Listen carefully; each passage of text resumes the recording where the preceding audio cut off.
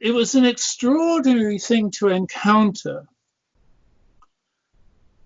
because I'd emerged from the left, and I'd been under the intellectual influence of the left for a very long period. And I had succumbed to some extent to the notion that feminism as a body of academic work constituted one of the kind of crowning glory, intellectual crowning glory of the left in the 20th century. Yeah. To some extent, I'd been influenced by that. And here was the very first critique of feminism in its own terms, egalitarian, non-sexist, but an intellectual critique to be published in the world. The intellectual reaction was, no, you must have a little willy. Yes. No, you can't get a girlfriend. I mean, it was kind of stupefying. I couldn't believe it. It was so ludicrous. I mean, I do think it genuinely was an indication of the threadbare intellectual poverty of feminism.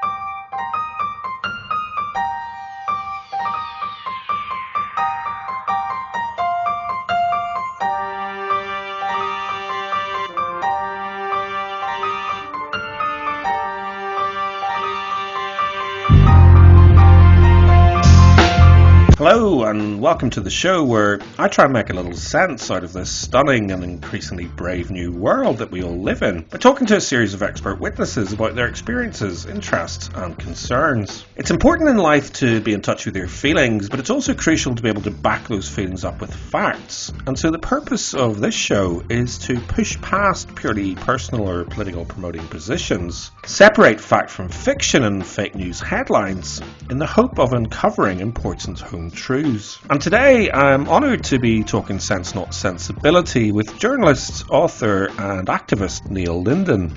Neil has had a long and very distinguished career as a journalist, having written for numerous national UK titles, including the Sunday Times, the Times, the Independent, the Evening Standard, the Daily Mail and the Telegraph. He's also the author of the landmark 1992 book, No More Sex War, The Failures of Feminism, which he describes as the world's first egalitarian, progressive, non-sexist critique of feminism in its own terms. No More Sex War was preceded by a 5,000-word essay entitled Badmouthing that the Sunday Times published in 1992, in which Neil proposed that there was a growing atmosphere of intolerance towards men caused by the universal dominance of feminism, and that in a host of vital ways men were becoming second-class citizens. Neil has paid an extremely high personal price for attempting to provoke an intellectual debate on the nature of feminism and its dominant direction of travel. He quickly found himself becoming a public pariah and an early victim of what we would now recognise as cancel culture. He lost friends, suffered deeply personal attacks, commissions quickly and quietly dried up, leading to a dark decade of struggles dramatically impacting on both his professional and personal life. Thankfully, Neil survived the experience, and as well as discussing the consequences of badmouthing feminists, amongst other things over the hour, he shares his thoughts on the current political climate, his involvement with the Scottish Family Party, and editing the recently published book Epiphanies, Second Thoughts About Feminism for Egalitarians. I'll say more about Epiphanies at the end, but in an interview recorded in June 2020, Neil began by talking about his career as a journalist in the lead up to the publication of that now notorious essay, Badmouthing. I had a very varied journalistic career from 1970 to 1990. Very, very enjoyable. Wonderfully privileged. I mean, I wrote about pretty much anything that I was interested in, and got to meet pretty much anybody I wanted to meet. You know, so like for instance, I'm the only person you'll ever meet who spent a week with Oswald Mosley. Wow. Okay. Yeah. And, Brian Clough, Elton John, all kinds of really, really extraordinary people. And I also wrote a column. I wrote columns for the Times on 2 different occasions. I was a columnist. And just to give you a picture of the degree to which I was successful, in the summer of 1991, my book was published in the autumn of 1991. In the summer of that year, the Times had me on billboards all around London, on buses and undergrounds, as one of their lead columnists. And actually, one of the senior editors of the Times at that point told me that, in his opinion, I was better than Bernard Levin. And Bernard Levin, most people may not remember his name now, but Bernard Levin was kind of he was like the king of journalists in Britain. So this guy told me that, in his opinion, I was better than Bernard Levin. And 3 weeks after my book came out, they sacked me. Okay. So there's kind of apparent contradiction there. Yes, and because as your story unfolds, I want to kind of try and touch on why it was that they felt the need to go after you so much, and how that sort of behavior, because it's not just, my understanding is, it's not just about going after people like Neil Lyndon. It's making sure that there are people like Neil Lyndon don't create more Neil Lyndons, or people, other people don't put their head above the parapets. That's a big part of it. So you wrote Badmouthing. So what happened then? Well, I should explain that Badmouthing was a 5,000-word essay published in the Sunday Times just before Christmas 1990. It took me probably about 3 months to write, actually, just that essay. But there was a long tail behind that essay. It goes back to 1968. I was among the very first people in the country to hear of the women's liberation movement, because I was very much of the left, of the student left in 1968.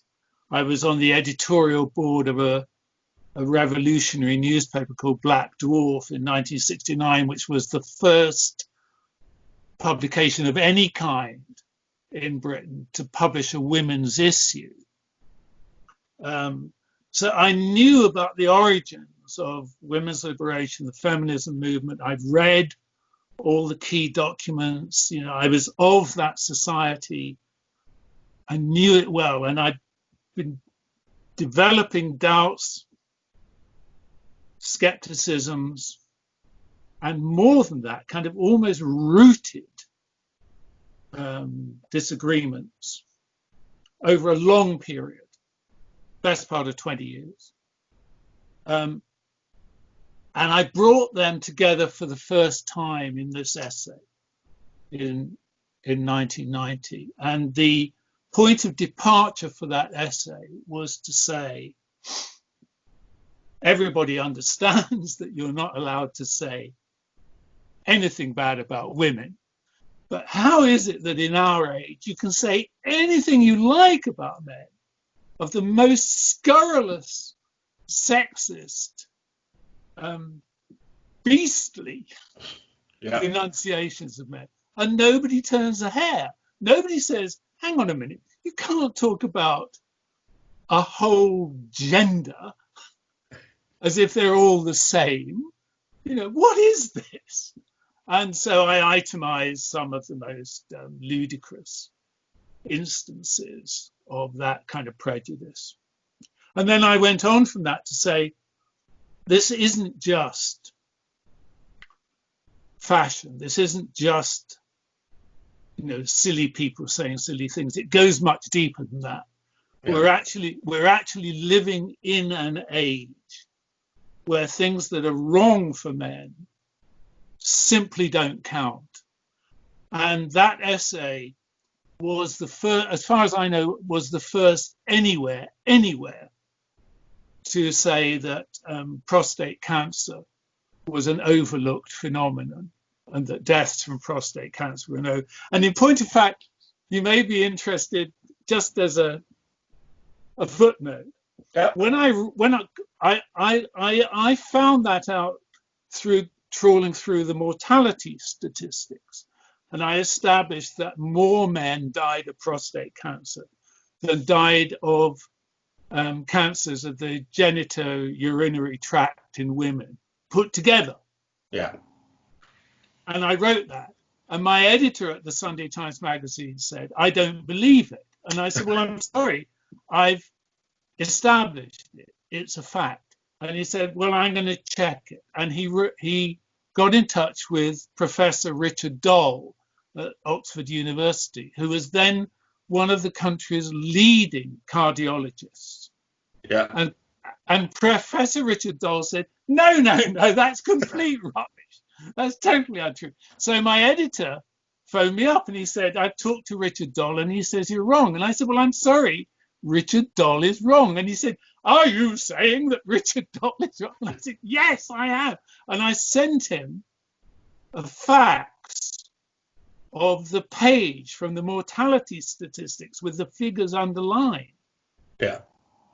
And it was only by doing that I was able to get those figures into print. And then when they did go into print, the reaction, I mean, there was an extraordinary reaction to the piece as a whole, but that was one of the key things on which I was absolutely ridiculed for saying that more men died of prostate cancer.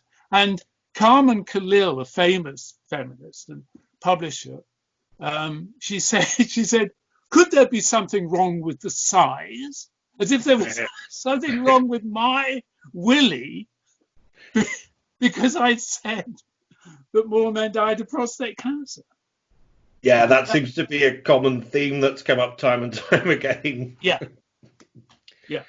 Let me ask you this. I'm particularly thinking of your editor here, but I guess also, is it Richard Doll, the medical expert? Why do you think they struggle to believe you?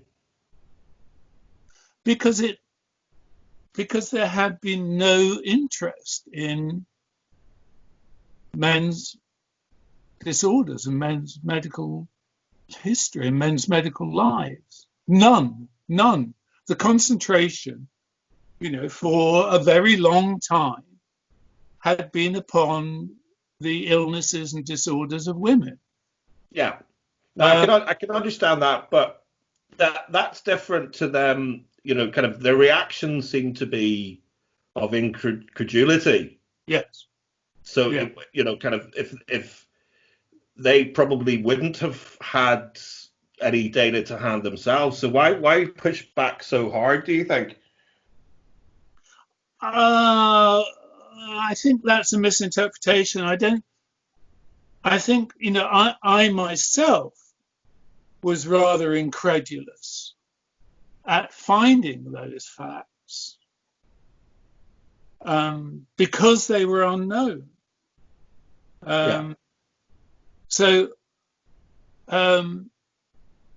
I think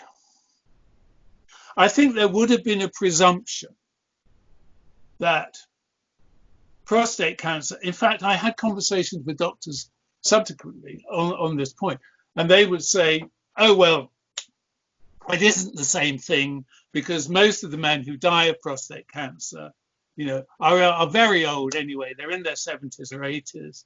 So they've had their lives and they don't count. Yeah. Yes. Yeah. So there was that kind of presumption, that where prostate cancer occurred, it was being properly dealt with, and in any case, it was a kind of end of life. Yeah. I don't know if you agree that there is a sort of a natural instinct to just have no regard for men. Is it, so it's not just the kind of social influences. Would that be fair? Yes, I think that is fair. Um, um, and I think it takes its origin in many parts of our history and culture, not least of them being war itself. Yeah. You know, the universality of suffering and death for men through war, I think, has an abiding influence on our concept of men and their needs and their rights. I mean, my uncle, my mother's oldest brother, was conscripted at the age of 18, just before Christmas 1917, and he had 3 months basic training, and then he was shipped out to France, and he was killed in April of 1918 at the age of 18. And I was the first member of that family, of his family, even to find out what had happened to him. You know, like 70 years later. And I tried, by talking to my mother and to others, to understand what their attitude had been, both to his conscription. I mean, I've got his medals and citation on the wall of this office. You can actually see them above that lamp there. There's a poppy on top of them. Okay. And that's what my grandparents got for the death of their oldest son. 2 bits of tin with ribbon and a letter from the king, supposedly from the king, with mistypings on it. Jeez. Saying Yeah. the king is grateful for the service of your son. And I tried to get to grips with the kind of frame of mind in which my family had addressed that boy's conscription and his death. And there's a degree of kind of stoicism about it, and of resignation and of acceptance. You know, that's just what happens. Your oldest son gets carted away and blown to pieces. I mean, nothing was left of him. Nothing was left to identify him. And you just get on with it. You just get on. The way it is. That's just the way it is. I think that notion of the role of men has a bearing on the way in which we see the position of men. I mean, for instance, Julie Burchill once derided me for drawing attention to some of the conditions of men. And she said, "What kind of man is this?" She said, "As far as I'm concerned, if you're a man, you just take your lumps."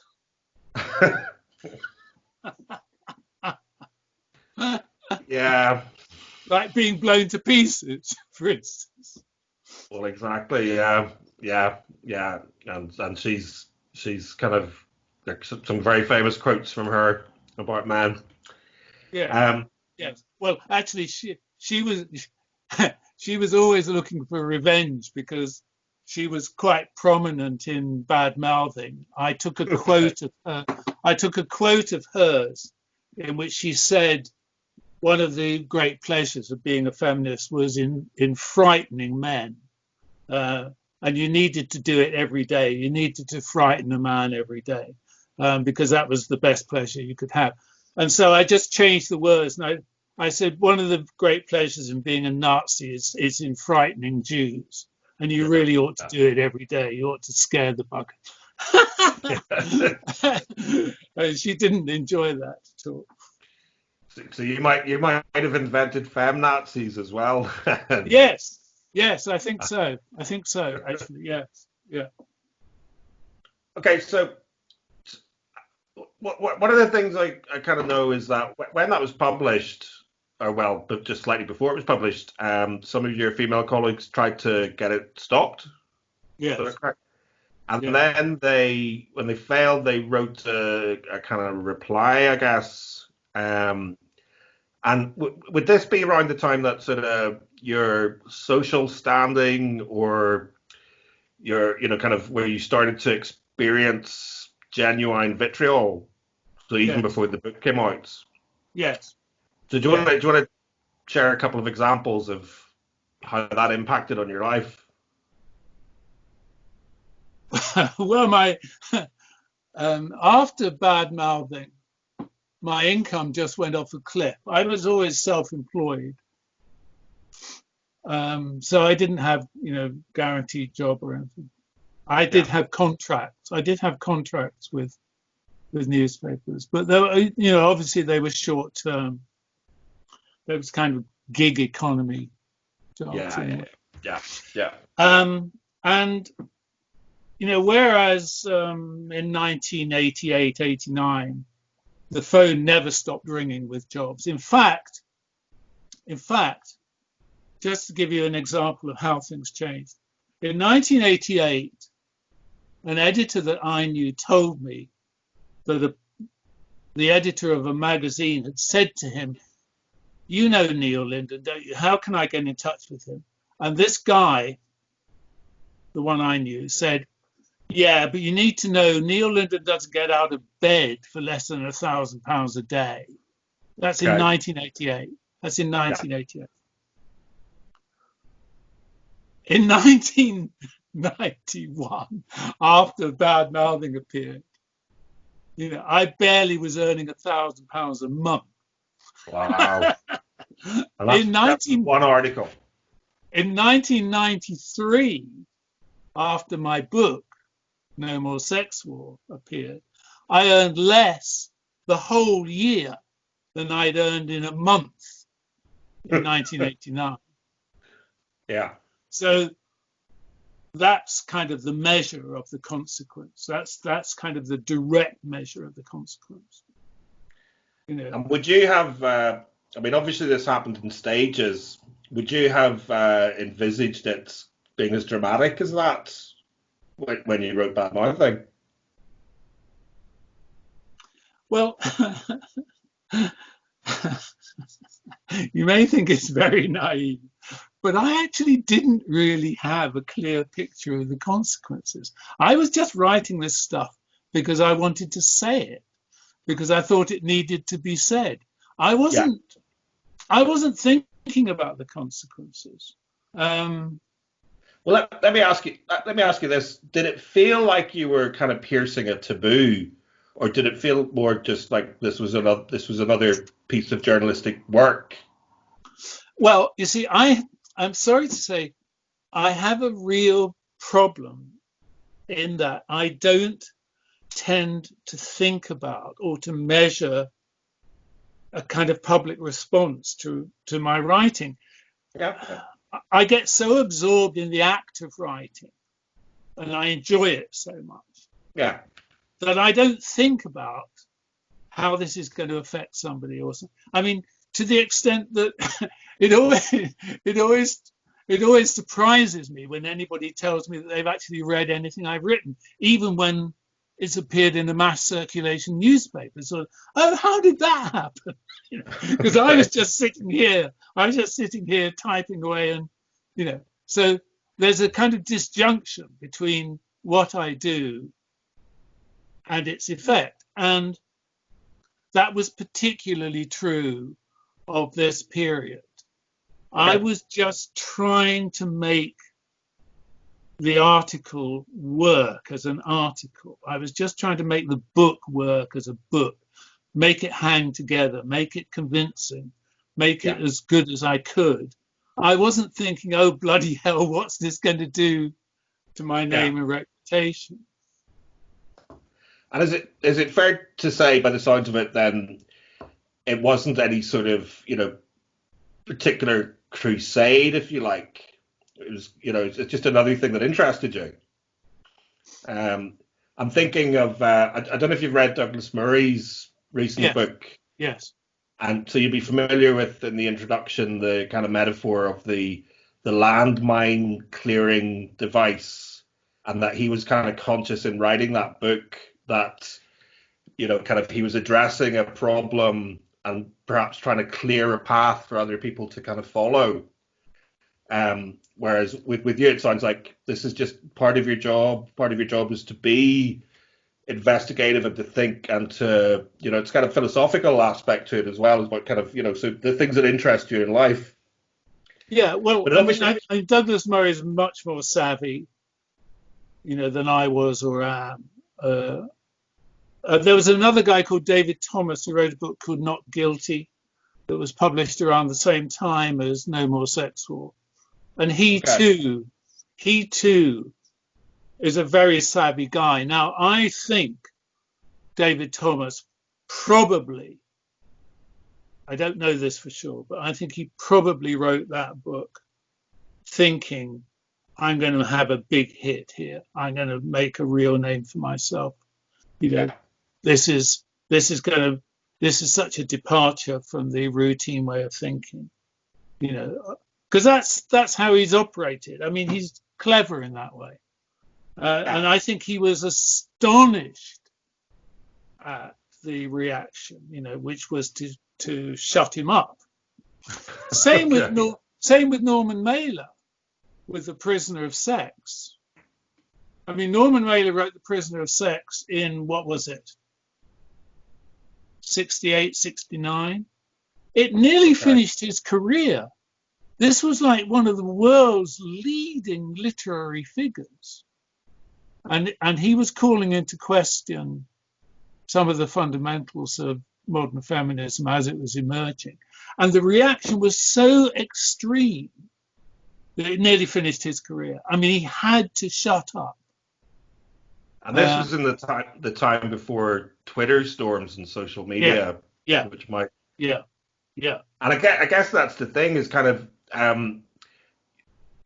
what one of the what to me one of the clear messages of this sort of behavior of going after people who write about sex politics, who write about or critique feminism, is that they must be shut up.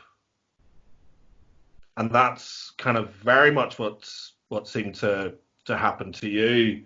Absolutely. There was a moment around the time of the publication of my book in 1992 when Lynn Barber, who was a very well-known journalist at the time, interviewer and columnist, she said in her column that she'd had a conversation with another very well-known journalist, feminist journalist, in which they had said the subject of the conversation was, what are we going to do about Neil Lyndon?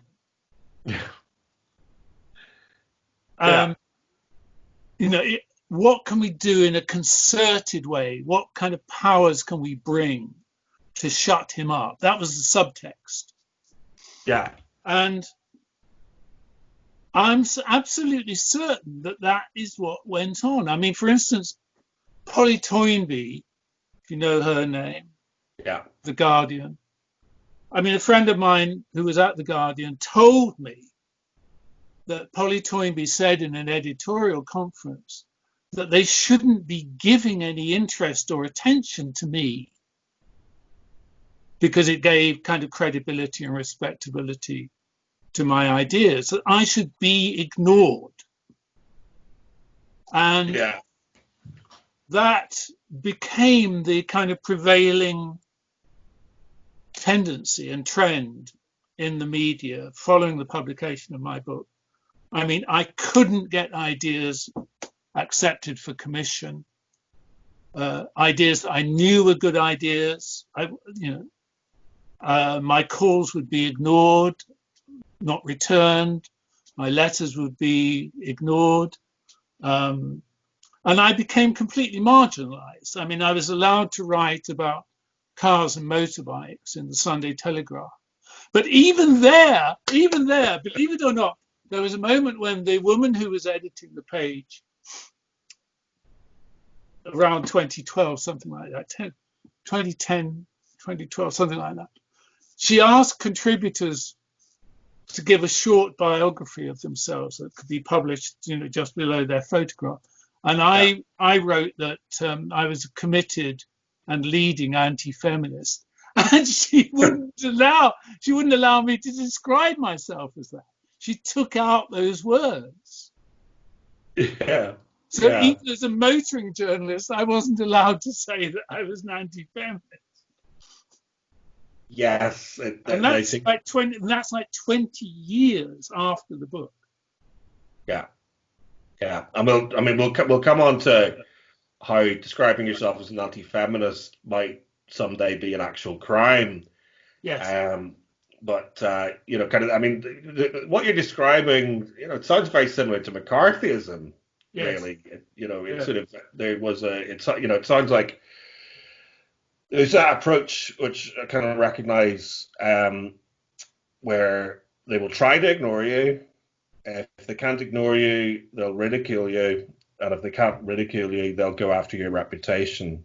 And that's, you mentioned about all sorts of references or insinuations about the size of your genitalia, which have come over the years. Do you want to give a few examples of kind of the really cutting type of attacks? Because no one really seemed to attack your ideas; they just attacked you. Well, I've got an amazing folder of the cuttings from the articles that were published in that year in 1992. Curiously, it's been chewed by mice. So when you open it, sort of, there's a flutter of stuff falls out of it. Okay. But there were about 100 articles published in the autumn of 1992. So that includes reviews, feature articles, commentary, and so on. And of those, let's call it 100, it was around 100. Of those 100, only 2 articles discussed my ideas.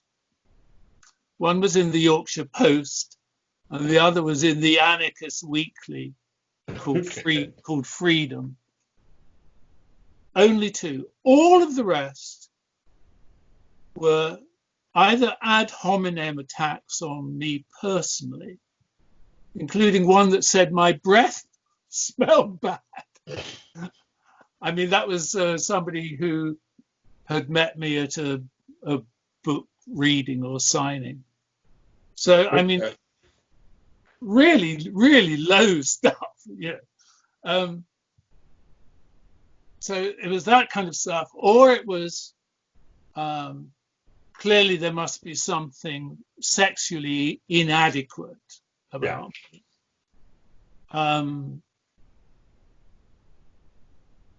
Or it was just personal ridicule.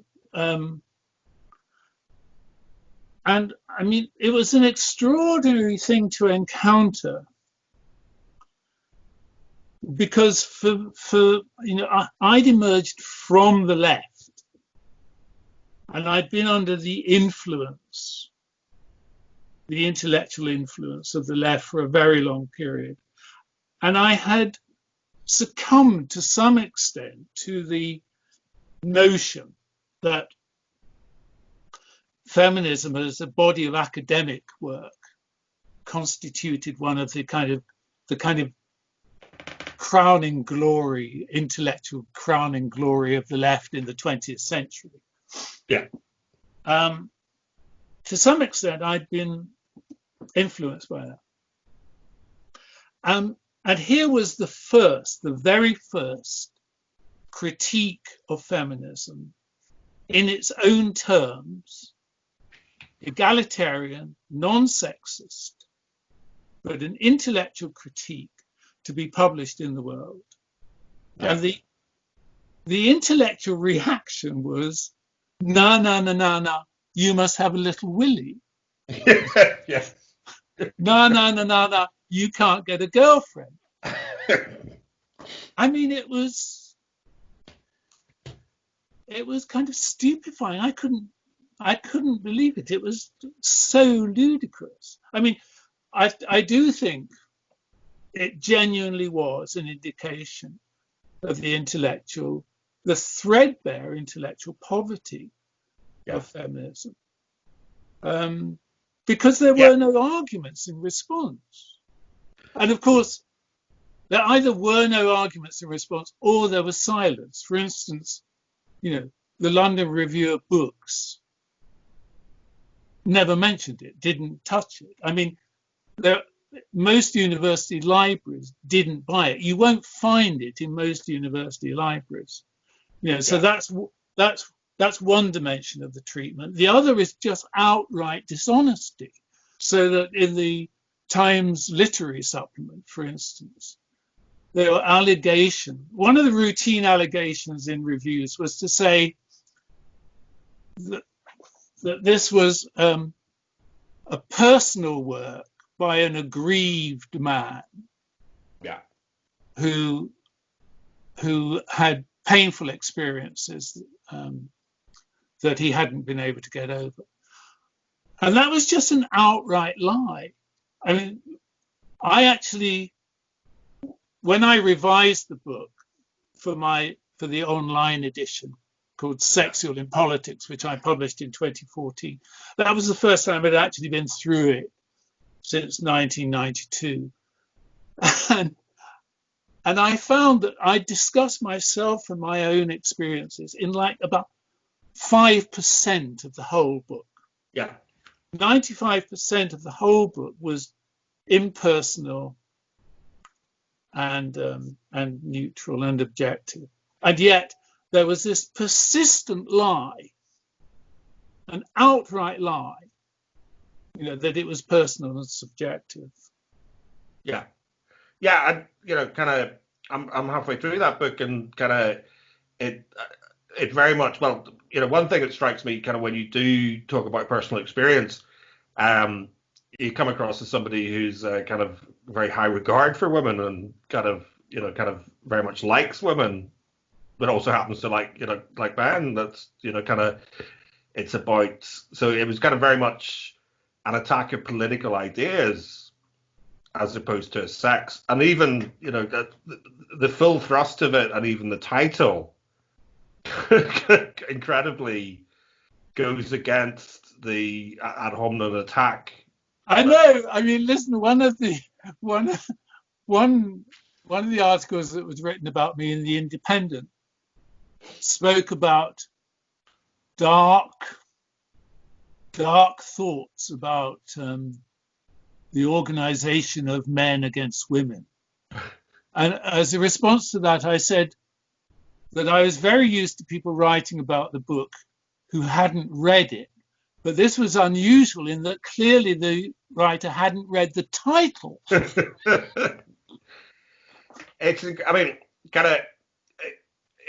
I don't know, sort of my experience of coming to this and really starting to sort of look at the issue of sex politics and the unnecessary divisive environment that it creates. It strikes me. I mean, so often it is so ridiculous, and it's very hard. I can understand why a lot of people, younger people, get in trouble on Twitter and YouTube and stuff, because it's impossible, really. It's very, very hard not to just completely ridicule these people on some occasions, in terms of what they're putting out. And when I look back on my life, I grew up in a period where I think women were very equal in many regards in terms of the opportunities in education and employment, and certainly my university choices the classrooms were dominated by women, and that was fine. That kind of women were my friends and my colleagues and etc. And the closest resemblance to the sort of thing you're describing, and the sort of thing that I repeatedly see in terms of kind of feminism sort of critique and behavior, it's the politics of the primary school playground. That's literally the kind of the last time I can remember the boys versus girls mentality to such a degree, and such a childish, as you say, no. I don't like your book, so you must be ugly, or you whatever. Yeah. So autumn 1992, things really start to turn. What would you say? Well, actually, I must mention you had sent me a cartoon, which do you want to describe it, because I think it kind of summed up maybe kind of the atmosphere that you were experiencing and the. That's right. Well, this was by the brilliant Kipper Williams. It was published in the Sunday Times. Kipper Williams did a weekly cartoon in the business section about the book trade called Pile 'em High. Okay. And the cartoon showed two publishers, one of whom was saying, "My goodness, he's in some real trouble. My goodness, he can't even go out. He would be in danger." And this was during the Salman Rushdie period. Yeah. And one of them said, "Yeah, he really needs to disguise himself if he's going to go out. He'd be safe in this." And the publisher was reading my book, No More Sex War, and the other one put on a Salman Rushdie mask. Yes. As if to say, I would be safer if I pretended to be Salman Rushdie, or I disguised myself as Salman Rushdie. And that was one of the bizarre things about the period, because there was the whole of the kind of literary intelligentsia lined up behind Salman Rushdie and saying that his treatment and the threat to him was an outrage, and that clearly Muslims didn't understand the notion of free speech and publishing. And yet the very same people, yeah, were trying to shut me up. And in fact, a young guy came to see me from Cambridge University to write about me in the Cambridge University magazine at the time. And he told me that before he'd left, he'd been talking to his history tutor, and he'd said to her that he was coming to see me. And she said to him, "Shoot him for me." Wow. Yeah. Yeah. And also I spoke at the Cambridge Union in that period. And in her summing up at the end of it, the president of the Cambridge Union said that my book should be burnt. It's the internet. That's what was happening to Salman Rushdie's book. Yeah, Salman Rushdie's book was being burnt in the street, and these people thought it was an outrage. So it was. So how do you come to grips with that degree of contradiction?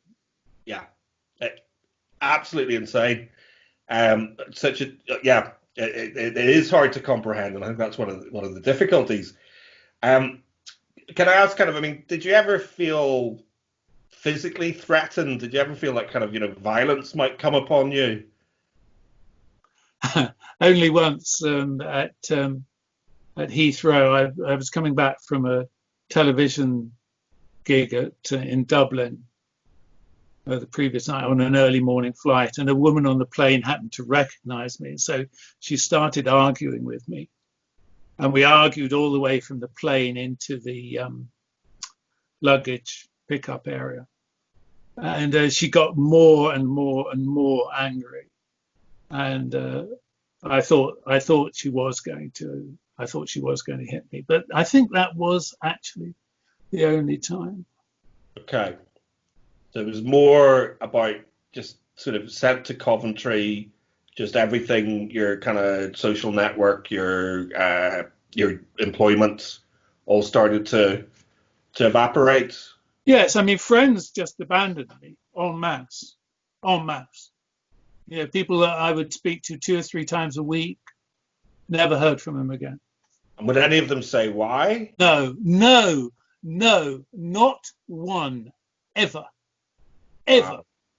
One of the most frequent occurrences was that committed feminists among my friends would say that they were going to write to me to put me right, to explain where I'd gone wrong. Yeah.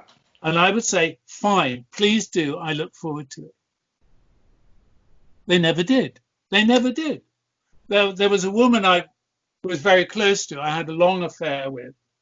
She was an academic at the Open University. And she didn't even read it. She described herself as a Marxist feminist. And here was, the world's first critique of feminism from an egalitarian point of view. And she wouldn't read it. And I kept saying to her, this is bizarre, this is crazy. I've even read, I know nothing about your subject, but I've read your books. And you're supposed to know about this subject and you won't read it. And that went on for years, and she never read it, despite the fact that I tend to be in a little cocoon or bubble of my own when I'm writing.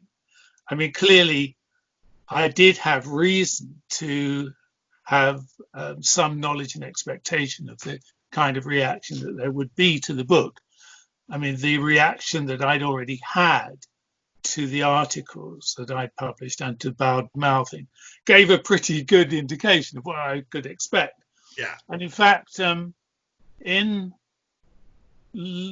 early spring of 1992, when the book was with the publishers, I talked to my then girlfriend about what we could expect in September when the book was published. And I described, a very extreme reaction. And she was incredulous. I mean, she knew nothing about the media. She wasn't a feminist. She was mainly interested in sailing. That was her thing. Okay. And she just said, surely you're exaggerating. And I said, no, I think I'm probably not exaggerating. And at that point, I mean, I did imagine that when the book was published, at least one or two people would say, this is an interesting take on an interesting and unusual take on an important subject, and it deserves, some serious attention. But not only did that not happen, like everybody took cover. Everybody who might have expressed some interest in it took cover. But also the reaction was way beyond anything that even I imagined. I mean, we were actually doorstepped. We lived like 2 miles down a farm track in Suffolk, very remote place. One Saturday night, there was a knock on the door. I opened the door, and there were 2 people there from the Mail on Sunday, standing on the doorstep. I said, what on earth do you think you're doing coming down here? And they said, well, it's a matter of public interest. I said, I've been completely open to all press, and I answered every inquiry. And yet, they went so far as to treat me as a kind of, a kind of fugitive or something. So let me ask you this. If you had to choose one word, if I was to ask you why they went for you so hard, why they needed to talk about what are we going to do with Neil Lyndon, why did they go for you? Must have been dangerous. Dangerous, okay. Must have been dangerous. Because what I suppose I'm kind of probing at is, I think one of the reasons is to do with money, but maybe that's too narrow. Well, so yeah, definitely it would have endangered their establishment, which was richly rewarding and remains richly rewarding. I mean, if you start to take a skeptical view of domestic violence, begins to look very shaky. I mean, it begins to look like a racket to my mind, it's a racket. Well, I was remembering the director of Refuge, what's her name? Sandra Hawley. Okay. Talking about the domestic violence sector as if it was a quantifiable division of the economy. Yeah. Which was one of the revelations to me. I mean, I don't know if anybody has ever actually added up, the amounts of money that have been spent, public money that have been spent on this sector in the last 50 years. But an interesting story touches on several parts of this conversation.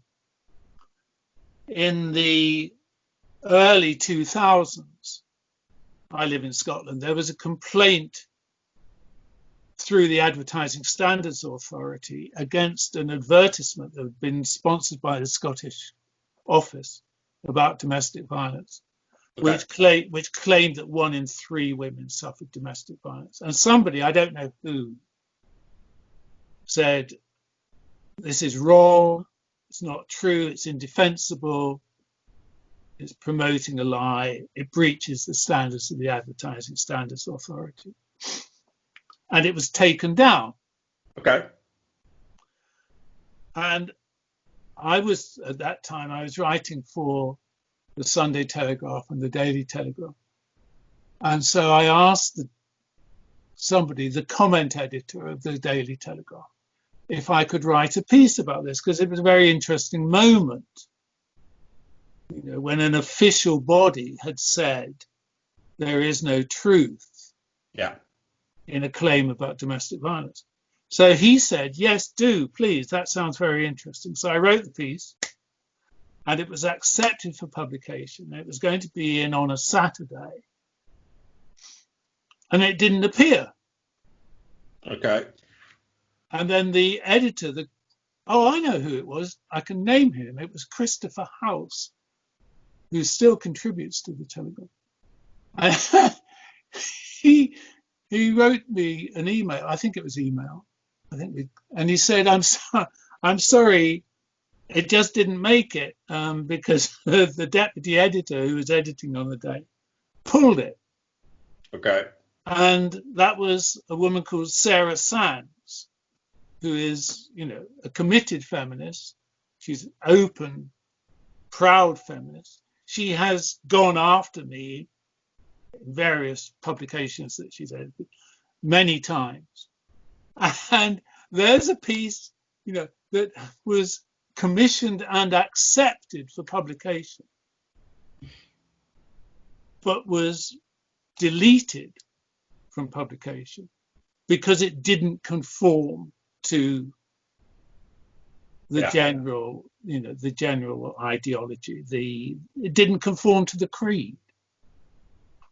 And that's a very, very glaring example of the ways in which the feminist establishment, which is in power, people don't seem to understand that there is an establishment in power in the media, in government, in the civil service, in the judiciary, in education. Yeah.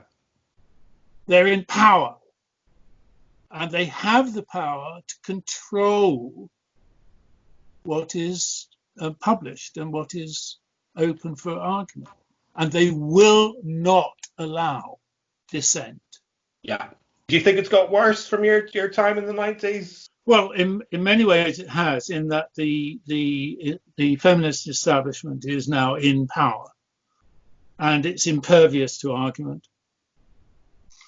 And it's imposing itself in law. We've talked about hate crime legislation, hate speech legislation. Yeah. I think you touched upon the idea that describing yourself as anti-feminist would become illegal, and I think that's very likely to happen.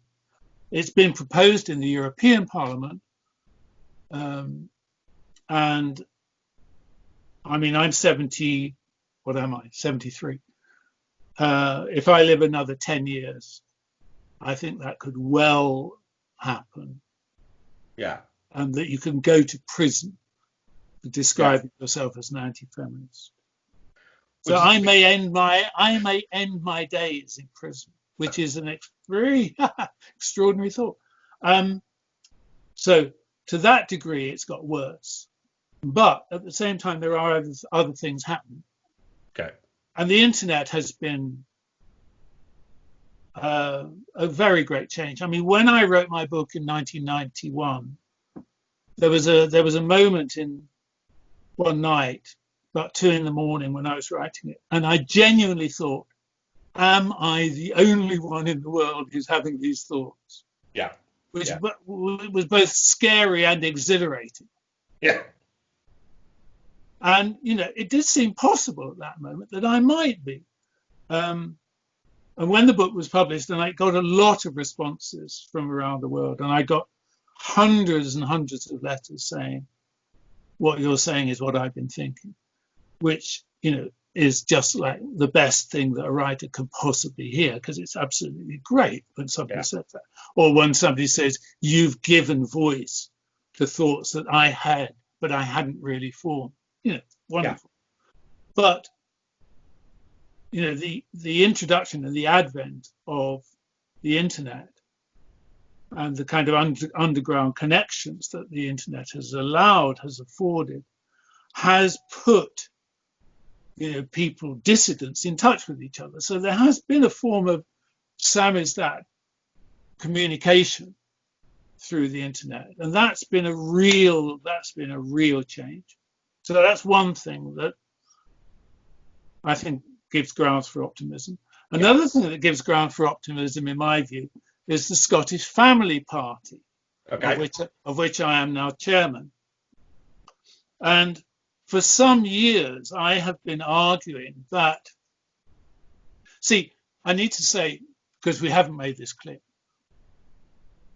in all my writings, from the beginning, I've always taken the view that the social and political interests of men and women are pretty much identical, and that where they differ, as for instance, they differ when a woman is pregnant and goes into hospital, goes into labour and gives birth. Sure. Because we don't do that. No. Where they differ, they're actually harmonious, because, in my view, there isn't anybody who has a greater interest in supporting and helping the pregnant woman and the new mother than the father. Yeah. To my mind, therefore, the interests of men and women are pretty much identical and always harmonious. So the idea that men and women constitute opposing classes is utter bullshit in my mind. I mean, utter indefensible bullshit. Okay. So I've been arguing that consistently for about 30 years. But in the last 10 years, it kind of dawned on me that the way to get around this hideous totalitarian creed of feminism was actually to advance the interests of men and women in the family, because that's where their interests are seen to be identical and seen to be harmonious. Yeah. So if we can actually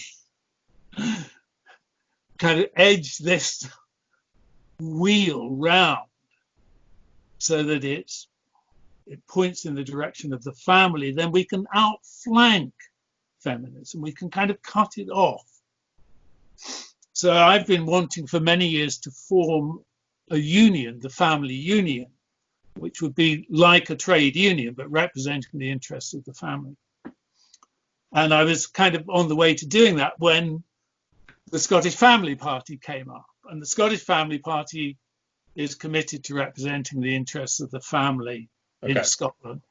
And it has a chance of achieving a degree of political success and influence, because the electoral system in Scotland, under proportional representation, allows for some minority parties to get into parliament. And that, I think, could make a difference. If we can get one or two people into the Scottish Parliament who are actually speaking on behalf of the family and countering the prevailing orthodoxy of the time, that could make a difference. And are they actually going to imprison, a member of the Scottish Parliament for declaring him or herself to be an anti-feminist? Oh, and if I may say one more thing, please. Yeah. Another thing that gives me hope and heart is the emergence of women who are themselves not persuaded by feminism. Yeah. And are willing to stand up and say so. I just finished creating a book called Epiphanies, which is 20 essays by people. It's called How Egalitarians Have Second Thoughts About Feminism. Okay. And it's 20 essays by people around the world describing the personal process that led them to doubt feminism. And 8 of them are women. Yeah. Which is just wonderful. It's like, that's what we need. We need 1 million women to stand up and say, this bullshit doesn't speak for me. Yeah. But the thing about sort of, kind of criminalizing being anti-feminist is the insinuation is, well, if you're not anti-feminist, you must be pro-feminist. So Yeah. it's kind of reaching a stage where in legislation, and I do think kind of most of the impact of if they get that passed will never be in a court. It will be in the chill factor it creates, around society. It would be the equivalent of, kind of saying, well, you can't speak out against the Tory party, or you can't speak out against the Labour Party. You must be a member of the party. Quite. Well, that's how it was in the Soviet Union, wasn't it? That's how it was. That's how it was under the Third Reich. Yes. No, I've progressed actually from. I don't call myself an anti-feminist anymore. I call myself a non-feminist, and similarly, I also am non-left and non-right. I don't identify myself, on that line, on that spectrum. And I have hopes that the Scottish Family Party may be, like the first political party in the West to offer that kind of prospectus to electors, not to be identified in terms of left and right, not to be identified, on the gender spectrum. Sure. We just don't buy into this stuff, I think there's a possibility of that, which also gives me, some hope. Yes, I mean, I have to say, sometimes I'm criticized for being so optimistic, and I think possibly I could be very naive, but it strikes me that, some of this, particularly I think, the misogyny as a standalone hate crime is a very good example of this. Some of this is, kind of so transparently unfair and biased and driven by very political motivations for certain people's benefits. And when I say certain people, I don't mean women.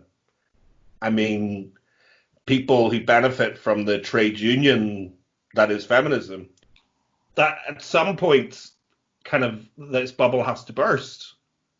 That's another cause for optimism, because it has happened. I'm old enough to remember the end of apartheid, and one had no concept in 1975 that Nelson Mandela would be released and that apartheid would crumble, within 15 years. The Soviet Union was an absolutely fixed aspect of one's life. And, I was actually writing at a very, very, very high level in 1989. I was contributing to the New York Times, and I wrote a piece in the autumn of 1989 about what was happening in the Warsaw Pact countries. And I said, there may be cracks appearing in Czechoslovakia and Hungary and Poland, but don't kid yourself. Yeah. That this is going to happen in East Germany, because that's a different kettle of fish. And 6 weeks later, the wall fell. Yeah. Yeah. Which one had absolutely no concept of happening, no picture of that happening, and it just boom, it went. And I live in hope, that something similar can happen with this ironclad orthodoxy, which has its hands in every aspect of political and social life, which I could just, that something would just throw it off. The position I've now arrived at, I describe myself as non-feminist and not left or right. But the general position that I've arrived at is that I now think that my generation, the boom baby generation, the generation of the 1960s, was kind of wrong about everything. They were conspicuously wrong in their interpretation of the changes that had occurred in the position of women. They just totally misinterpreted it, misrepresented it. Yeah. To apply a Marxist, Leninist class analysis was wholly mistaken. And in order to get away with it, they just had to falsify the position and ignore the truth. But not only were they wrong about that, they were wrong in their interpretation of the meaning of the introduction of the contraceptive pill, of infallible contraception, and of easy abortion. My generation took that as a kind of open sesame for sexual promiscuity. Yeah. And that led to all kinds of really, really, really major problems that we really haven't begun to deal with. And it's interesting to reflect that the people who actually created the contraceptive pill, they thought that they were introducing something that would help married women regulate the number of children that they had in their families. They had no idea. I was going to say no conception. They had no idea that it would be taken as a license for recreational and casual sex in the way that it has been. So my generation were wrong in their interpretation of women. They were wrong about sex.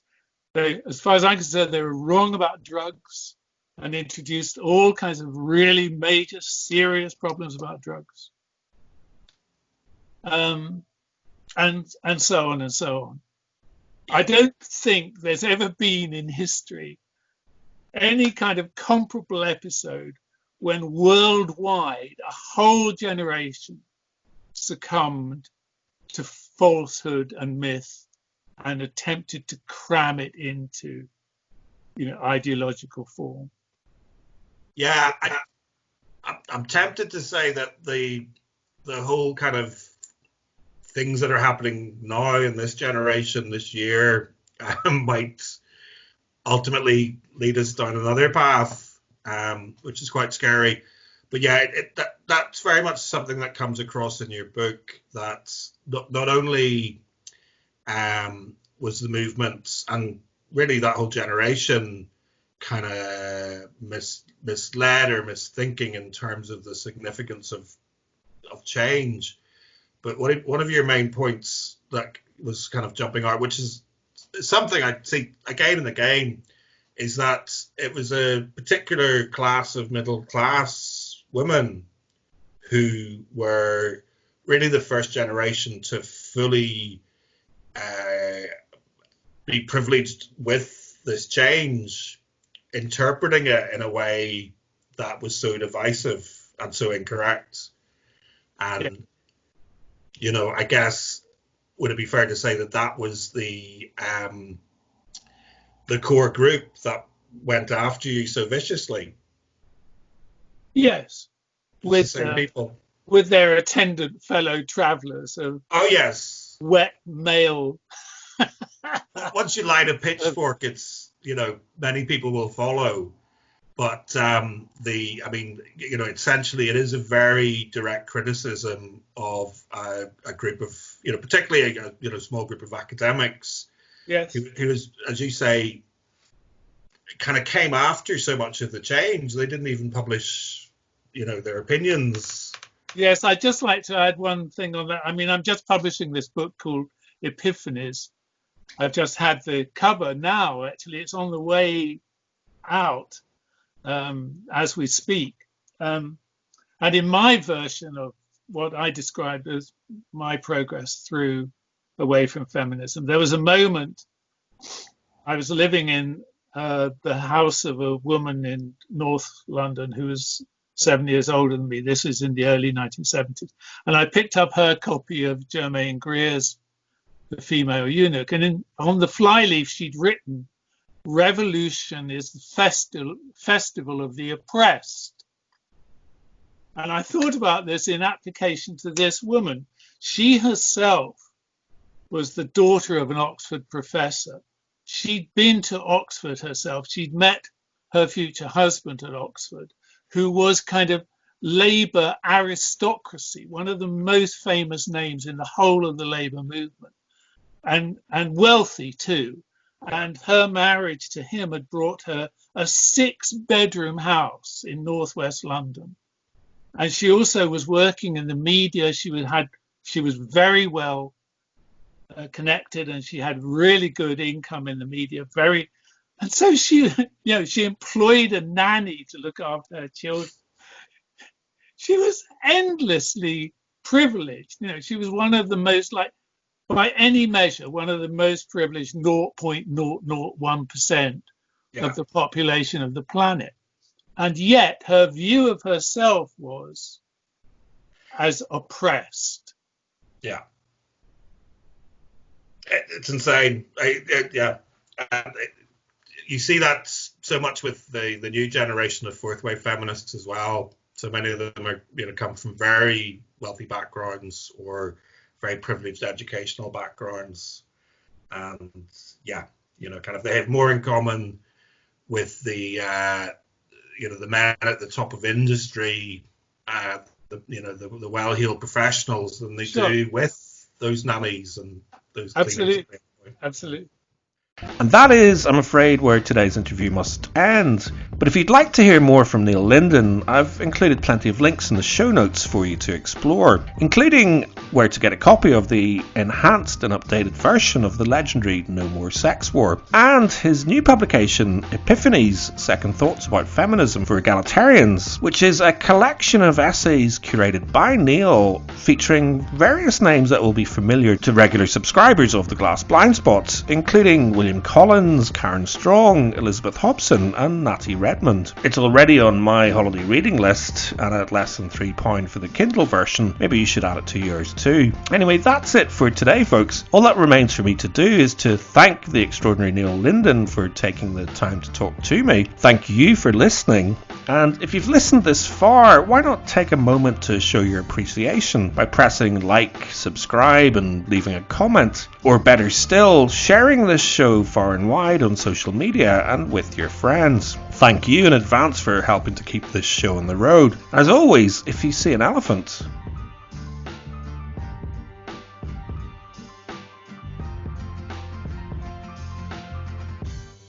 can't you see it too? There's an elephant in the room.